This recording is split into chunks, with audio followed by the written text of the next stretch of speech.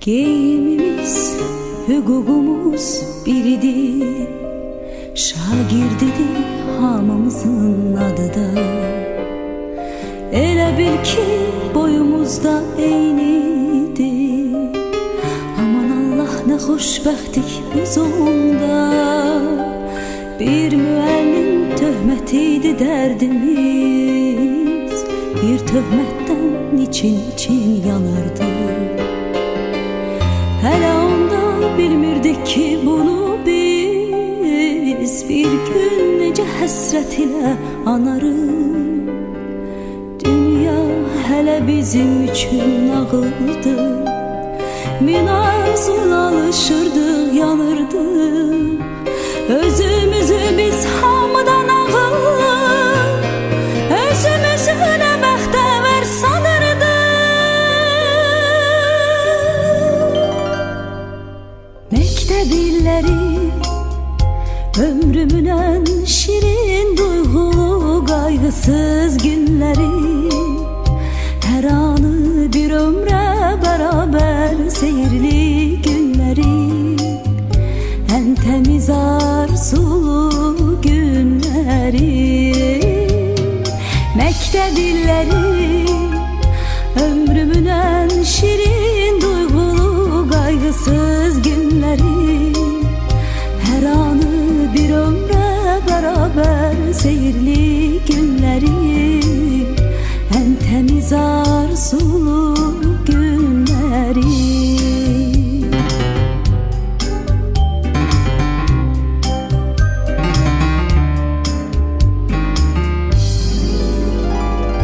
Hələ onda bu dünyanın şərindən, yalanından xəbərimiz yox idi.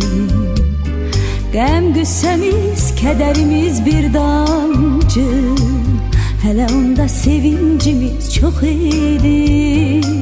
Yazılanı bir silgiyle pozmaqda bizim üçün nə asandı, nə asan.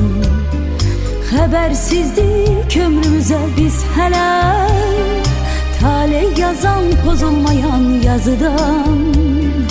Dünya hələ bizim üçün nağıldı, min arzuyla alışırdıq, yanırdıq. Özümüzü biz hamıdan ağıllı, özümüzü nə bəxtəvər sanırdıq. Məktəb illəri. Hamını salamlayıram. Mən Nuriyeva Gözəl 1965-ci ildə 10 nömrəli məktəbin ilk birinci sinifinə gitmişəm. İstifadəyə o 1965'te verilib məktəbimiz. 1975-ci ildə bitirmişik. Məktəbin ilk 10'uncularıyıq. İndi məzunlarımızın hamısına sağlam can arzulayıram. Məktəbi bitiriblər, arzuları var.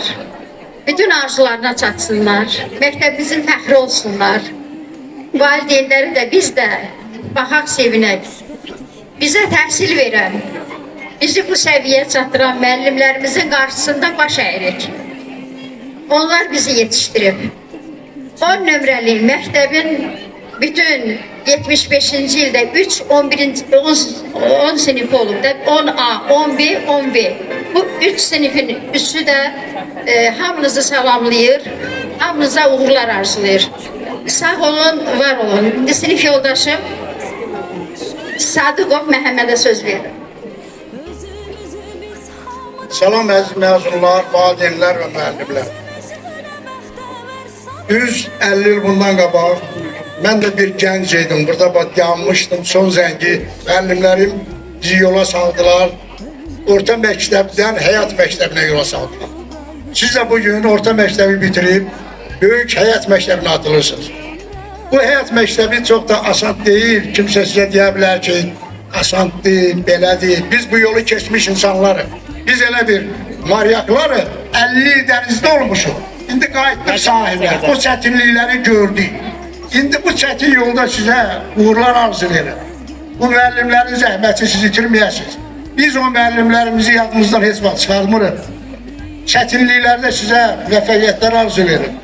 Bu məktəbi də yaddan çıxartmayın. Arzu edirəm ki, siz də bir müəyyən vaxtlardan sonra gələsiniz, müəllimlərinizlə görüşəsiniz, bu məktəbi unutmayasınız.